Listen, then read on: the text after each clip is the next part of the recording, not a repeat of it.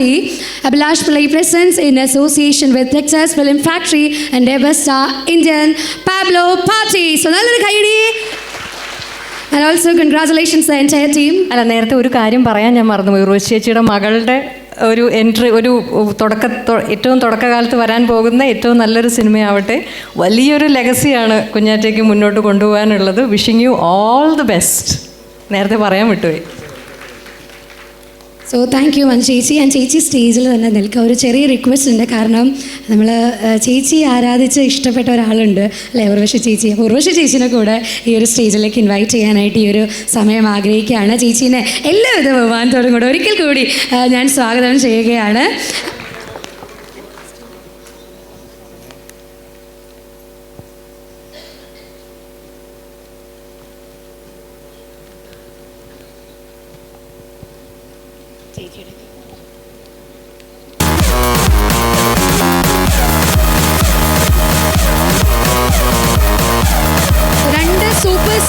മലയാളത്തിൻ്റെ രണ്ട് സൂപ്പർ സ്റ്റാറുകൾ ഒരുമിച്ച് നിൽക്കാനായിട്ട് കൂടി ഈ ഒരു വേദിയിൽ ഏറ്റവും സ്നേഹത്തോടു കൂടി തന്നെ റിക്വസ്റ്റ് ചെയ്യുന്നു.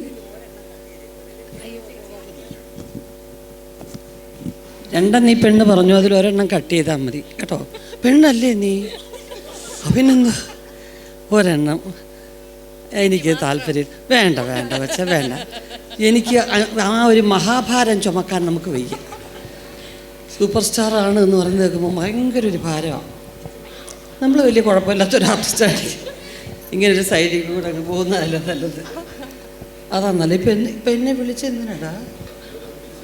ഒരുമിച്ചാ രണ്ടുപേരും കൂടെ ഒരുമിച്ച്. ഓക്കെ. ഞാനും ഉള്ളിൽ വിറയല. അവനിക്കാൻ ഇതുപോലെ തന്നെ കുറേ നാളായിട്ട്, എനിക്ക് തോന്നുന്നു ഒരു 5-6 വർഷമായിട്ട് അത് നടക്കാതെ ഇങ്ങനെ അല്ലേ. ശങ്കർ, നമ്മുടെ ശങ്കർ രാമകൃഷ്ണൻ ഡയറക്ടർ ശങ്കറാണ് ആദ്യം ഒരു സിനിമ പ്ലാൻ ചെയ്ത് പറഞ്ഞത്. ഭയങ്കര ത്രില്ലും ഒക്കെ ആയിട്ട് ഭയങ്കര സന്തോഷമായിട്ടിരുന്നു. എൻ്റെ ഓർമ്മയിൽ ഇൻസ്പെക്ടർ ബൽറാം എന്നൊരു സിനിമ, ആ സിനിമയുടെ ഷൂട്ട് നടക്കുമ്പോൾ കണ്ണൂരൊരു വീട്ടിലായിരുന്നു കേട്ടോ. അതിന് ഞാൻ പുറത്തോട്ട് വന്നപ്പോൾ എന്നെ 3-4 പ്രാവശ്യം വരുമ്പോഴൊക്കെ ഇങ്ങനെ കൈ കാണിക്കുന്നുണ്ട് ഒരാൾ. കുറച്ച് ആൽബമൊക്കെ ഉണ്ട്. അപ്പോൾ അവിടുത്തെ ആ വീട്ടിൽ ആ അമ്മ എൻ്റെ അടുത്ത് പറഞ്ഞു, ഋഷി ഇതിൻ്റെ മകളുണ്ടല്ലോ, നല്ല ആർട്ടിസ്റ്റാണ്, നല്ലോണം ഡാൻസ് ചെയ്യും കേട്ടോ, ഒന്ന് കണ്ടു നോക്കുമെന്ന് പറഞ്ഞപ്പോൾ കണ്ണൊക്കെ നല്ലവണ്ണം വരച്ച് മഞ്ജു കൊച്ചിലെ. അത് ഞാനിപ്പോൾ ആദ്യമായിട്ടാണ് പറയുന്നത്. മഞ്ജുനെ ഞാൻ ഒരുപാട് സ്ഥലത്ത് കണ്ടിട്ടുണ്ടെങ്കിലും ഇവിടം വരെ കണ്ണൊക്കെ നീട്ടി വലിച്ചിരിക്കാൻ വെച്ച് എല്ലാം വെച്ച് കുറേ ഫോട്ടോസ്. ഇപ്പോൾ ഞാൻ എല്ലാം ഇങ്ങനെ നോക്കി. ഞാൻ പറഞ്ഞ സിനിമയിൽ ഇതിനെ വരച്ചിട്ടുണ്ട്. ഇല്ല, നല്ല ആഗ്രഹമൊക്കെ ഉണ്ട്. അപ്പോൾ അദ്ദേഹത്തെ ആ ഷൂട്ടിങ്ങിൻ്റെ പ്രധാനപ്പെട്ട ഒരാളാണ് അവിടെ കൊണ്ടുവന്നത്. അപ്പോൾ നല്ലോണം എല്ലാത്തിനും നല്ല കഴിവൊക്കെ ആ കുട്ടിക്ക് കേട്ടോ. അപ്പോൾ ഉർവശി ഒന്ന് അവരോട് പറഞ്ഞു, ഞാൻ പറയാം എന്ന് പറഞ്ഞു. അത് കഴിഞ്ഞ് പിന്നെ കുറച്ച് കഴിഞ്ഞപ്പോൾ അദ്ദേഹത്തെ കാണാനില്ല. ഞാൻ അദ്ദേഹത്തെ കൂടെ പരിചയപ്പെടുത്താൻ കൊണ്ടുവന്ന് IV ശശിയുടെ അടുത്തൊന്ന് പരിചയപ്പെടുത്താമെന്ന് പറഞ്ഞു പോയി. അങ്ങനൊരു സംഭവം ഉണ്ടായിട്ടുണ്ട്. ഞാൻ പറഞ്ഞിട്ടില്ല മഞ്ജുവിൻ്റെ അടുത്ത്. എന്തായാലും വേറെന്താണ് ഞങ്ങളിവിടെ ചെയ്യേണ്ടത് അഭിലാഷ്? ഇനി എന്തെങ്കിലും എന്താ ഞാൻ ഇപ്പോൾ ഇവിടെ ചെയ്യേണ്ടത്? പ്രൊഡ്യൂസ് ചെയ്യാൻ കാശെന്ന് ഞാൻ അത് പ്രതീക്ഷിച്ചിട്ടോ. പ്രൊഡ്യൂസ് ചെയ്യാൻ ചുമ്മാ ഇടാന്നേ വിചാരിച്ചു. ഇന്നലെ രാത്രി ഒരു 8 പവൻ്റെ മാല ഒരു എൻ്റെ തന്നിട്ട് പറഞ്ഞു, നീ എന്ത് വെച്ചാൽ പോയി ചെയ്തിട്ട് പടം ചെയ്തോളൂ അല്ലേ? ആ ശരിയാ കേട്ടോ. പക്ഷേ ചേച്ചി മാത്രമല്ല, ചേച്ചിയുടെ കൂടെ ചേച്ചിയുടെ ഹസ്ബൻഡ് ശിവൻ ചേട്ടൻ്റെ കഴുത്തിൽ കിടന്ന മാല ഒരു എൻ്റെ തന്നു. അപ്പോൾ ഞാൻ പിന്നെ വേണ്ട, തൽക്കാലം കാശൊക്കെ ഉണ്ട്. അല്ല, പക്ഷെ എന്താണെന്നറിയാമോ, ഈ 2 മാല കൊണ്ട് പ്രൊഡക്ഷൻ അവിടെ വെച്ച് നിർത്താനാണ് മുകേഷ് ചേട്ടൻ. അവിടെ വെച്ച് ഈ മുകേഷ് ചേട്ടൻ എന്നെ പറ്റി കഥ പറഞ്ഞ കേട്ടല്ലോ നിങ്ങൾ. മുകേഷ് ചേട്ടൻ എന്നെ പറ്റിക്കുന്നതായിരുന്നു സ്ഥിരം ജോലി. ഞാൻ പല സ്ഥലങ്ങളിലും പറഞ്ഞിട്ടുണ്ട്. അപ്പോൾ ഒരുപാട് ആർട്ടിസ്റ്റുകളുള്ള പടമാണല്ലോ അന്ന്. ഇത് എല്ലാവരും എല്ലാ പടത്തിലും കാണും. അപ്പോൾ എല്ലാവർക്കും എല്ലാവരുടെയും കുടുംബകാര്യങ്ങളൊക്കെ അറിയാം. അപ്പോൾ ഉണ്ട് ഒരു പടത്തിന് കുറേ ആർട്ടിസ്റ്റ്. CBI ഡയറക്ടർക്കുറിപ്പ് എന്നൊരു സിനിമ, നിങ്ങൾക്കൊക്കെ അറിയാം. ആ സിനിമയുടെ കുറേ പേര്, ക്യാപ്റ്റൻ രാജുവേട്ടൻ, അവരെല്ലാവരും ഉണ്ട്.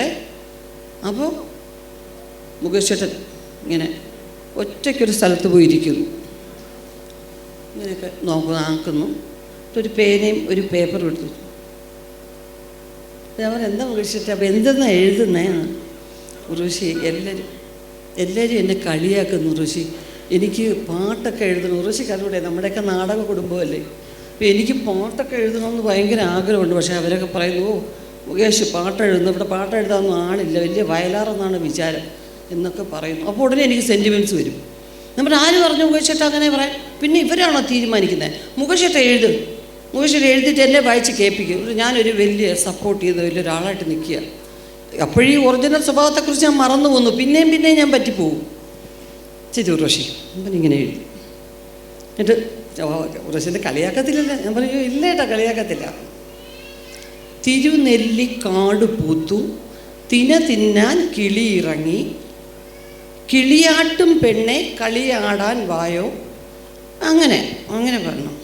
നമ്മൾ സൂപ്പറായിരിക്കുന്നു മുകേഷേട്ടാ. അയ്യോ നല്ല കറക്റ്റ് പ്രാസമൊക്കെ ഒപ്പിച്ച് ഭയങ്കര രസമായിരിക്കുന്നു അല്ലേ. പക്ഷെ ഞാൻ അവിടെ കൊണ്ട് കളി എന്നിട്ട് അവരുടെ അടുത്തുകൊണ്ട് പേപ്പർ കാഴ്ച ഭയങ്കരമൊക്കെ അവരുടെ എക്സ്പ്രഷൻ കണ്ടോ. പക്ഷേ ഞാൻ പറഞ്ഞില്ലേ എന്നെ കളിയാക്കുന്നു. ഞാൻ പറഞ്ഞു മുകേഷേട്ടാ അവരെ ഒന്ന് ഭാഗവയ്ക്കണം മുകേഷേട്ടാ, ഞാൻ ട്യൂൺ ചെയ്യട്ടെ പറഞ്ഞു. ഞാൻ ചേട്ടാ അപ്പോൾ ഇവർക്കൊക്കെ അറിയാൻ കേട്ടോ ഈ ഡ്രാമ. അവിടെയാണ് എൻ്റെ നാണക്കേട്.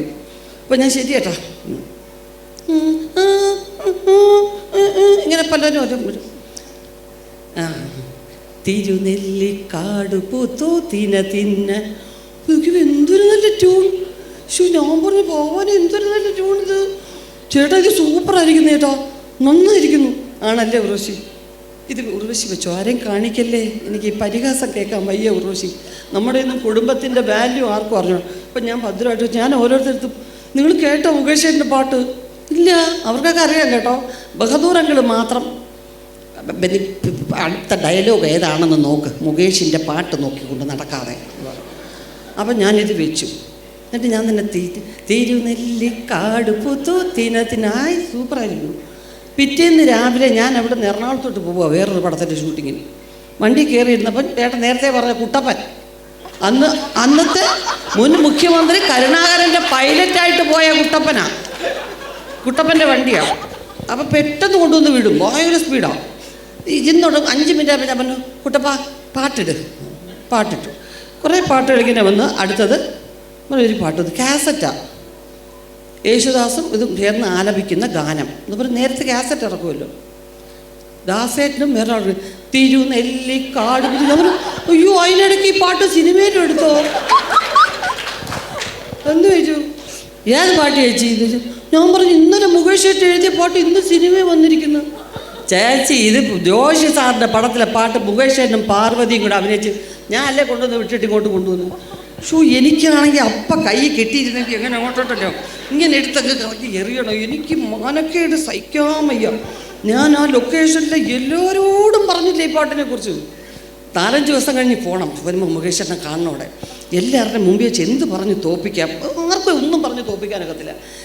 ശരിക്കുള്ള ജീവിതത്തിൽ നമ്മളെക്കുറിച്ച് ഒരാൾ കളിയാക്കിയാലും നമ്മൾ ചിരിച്ചു പോകുന്ന ഒരൊറ്റ ആളിനെ ഞാൻ കണ്ടിട്ടുള്ളത് മുകേഷേട്ടൻ. സത്യത്തിൽ കാരണം ഹ്യൂമർ അവതരിപ്പിക്കുന്ന സിനിമയിൽ അവതരിപ്പിക്കുന്ന ഒരുപാട് പേരെ ഞാൻ എല്ലാ ഭാഷയിലും കണ്ടിട്ടുണ്ട്. പക്ഷേ മുകേഷേട്ടൻ്റെ അത്രയും സ്പോണ്ടേനിയസ് ആയിട്ട് നമ്മളെ കൂടെ ചിരിപ്പിക്കുകയും ഒരു സെക്കൻഡ് ചിന്തിപ്പിക്കുകയും ചെയ്യുന്ന തമാശ അപ്പം പറ്റിക്കാനൊക്കത്തില്ല. ഞാൻ തോറ്റു പോവുകയാണ്. ഈശ്വര ആരെങ്കിലും എന്തെങ്കിലും ഒരു വഴി കാണണമെന്ന് പറഞ്ഞു ചെന്നുടനെ ലൊക്കേഷൻ ഗുഡ് മോർണിംഗ് പാട്ടവിടെ മുകേഷിൻ്റെ ഓരോരുത്തർ പറഞ്ഞു എനിക്കറിഞ്ഞൂടാ, എനിക്ക് അപ്പോഴേ അറിയാം വേറെ സിനിമയിലെ പാട്ടാണ്, ഞാൻ ചുമ്മാ അഭിനയിച്ചതാണ്.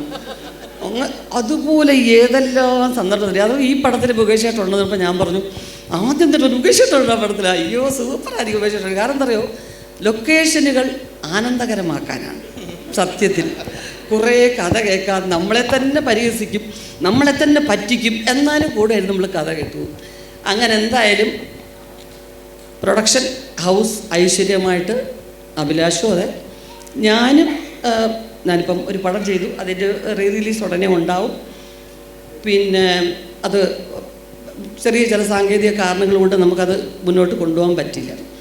അപ്പോൾ ഇത് സെക്കൻഡ് പ്രൊഡക്ഷൻ ആയിട്ടല്ല, ഞങ്ങൾ ആദ്യം പ്ലാൻ ചെയ്യുമ്പോൾ എൻ്റെ പ്രൊഡക്ഷൻ ഹൗസ് ഉണ്ടായിരുന്നില്ല അഭിലാഷ് പെട്ടെന്ന് എന്നോട് വിളിച്ച് ചോദിച്ചു, കഴിഞ്ഞ 2 ആഴ്ചയ്ക്ക് മുമ്പ് ചേച്ചി നമുക്കങ്ങ് പ്രൊഡക്ഷനും കൂടെ ഇൻവോൾവ് ചെയ്താലോ എന്ന് ചോദിച്ചു.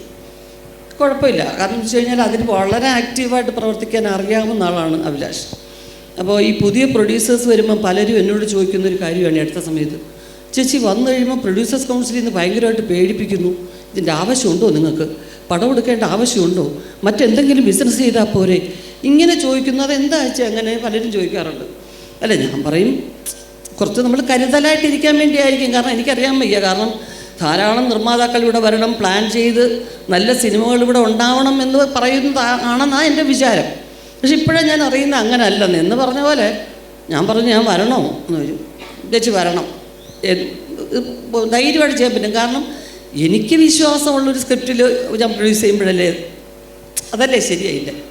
അല്ലാതെ ഒരു കഥ പ്ലാൻ ചെയ്ത് ഇനിയിപ്പം നമ്മളൊരു കഥ കേട്ട് പ്രൊഡക്ഷനിലോട്ട് കൊണ്ടുവരാമെന്ന് പറയുന്നതിനെക്കാട്ടിലും. അതുപോലെ ആരതി ഓരോ സെക്കൻഡ് എന്തെങ്കിലും ഒരു പുതിയ ചിന്ത വന്നാൽ അപ്പം തന്നെ വിളിക്കും, ചേച്ചി ഇതിനകത്ത് ഇങ്ങനെയും കൂടെ വന്നാൽ നന്നായിരിക്കും. അതുപോലെ ഓരോ ആർട്ടിസ്റ്റേയും ഒരുപാട് ആർട്ടിസ്റ്റുള്ള ഒരു ഫിലിമായത്.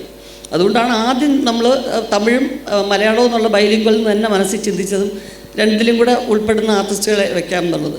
പക്ഷേ ഇപ്പം മെയിൻ മലയാളത്തിലെ ആർട്ടിസ്റ്റുകൾ നമ്മുടെ ആർട്ടിസ്റ്റുകളൊക്കെ തന്നെ ആയിരിക്കണം എന്നുള്ള കുറേ ഒരു ഗ്യാപ്പിന് ശേഷം ഞാൻ മുകേഷ് ഏട്ടനും പേരായിട്ട് ചെയ്യുന്നു.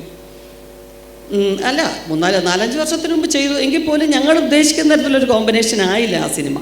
പക്ഷേ ഇത് അങ്ങനെ ഒരു സിനിമ ആവുമെന്നാണ് വിശ്വാസം. പിന്നെ മോള് അവളുടെ ക്യാരക്ടേഴ്സ് ചൂസ് ചെയ്യാനോ സെലക്ട് ചെയ്യാനോ ഒക്കെ ഇന്നത്തെ ജനറേഷൻ കുട്ടികൾക്ക് നല്ല കഴിവാണ്. എങ്കിൽ പോലും അതിനകത്ത് അവൾ അത് ഇടപെടാറില്ല. അമ്മ നോക്കിയിട്ട് പറഞ്ഞാൽ മതി എന്നുള്ള രീതിയിലാണ്. അപ്പോൾ ഈ സ്ക്രിപ്റ്റും ഇതുവരെയും പൂർണ്ണമായിട്ട് അവളിരുന്ന് കേട്ടിട്ടില്ല. അഭിലാഷ് എന്നോട് പറഞ്ഞു, ആരതി, ബിബിൻ ഇവരെല്ലാം കൂടെ എന്നോട് ഡിസ്കസ് ചെയ്യുന്നുണ്ട്, ഞാൻ അവളോട് പറയുന്നുണ്ട്. പിന്നെ ഈ ക്യാരക്ടറിന് വേണ്ട ചില പ്രിപ്പറേഷന് വേണ്ടിയുള്ള ചില കാര്യങ്ങൾ മാത്രം അഭിലാഷ് ആദ്യമേ പറഞ്ഞു ഇത് വേണം. അതുപോലെ ആരതിയും പറഞ്ഞു ഈ ക്യാരക്ടറിന് ഇങ്ങനെ ചില കാര്യങ്ങൾ വേണം എന്ന് പറഞ്ഞു. അങ്ങനെ അതിനുവേണ്ടിയുള്ളൊരു തയ്യാറെടുപ്പ് നടത്തിയിട്ടുണ്ട് ഫിലിമിന് വേണ്ടി. അപ്പോൾ തീർച്ചയായിട്ടും ഇന്നത്തെ പോലെ തന്നെ എല്ലാം ഈ സിനിമയുടെ റിലീസും അതിനുശേഷവും നിങ്ങളുടെ എല്ലാവരുടെയും നല്ല സഹകരണം എല്ലാം ഉണ്ടാവട്ടെ. അപ്പോൾ നേരത്തെ പറഞ്ഞ പോലെ മഞ്ജു വാര്യർ എന്നെ സൂപ്പർ സ്റ്റാർ കേട്ടോ എന്നെ ഒഴിവാക്കണം. അല്ല, അത് വേറെ സബ്ജക്റ്റ് ആയിപ്പോയില്ലേ. ആദ്യം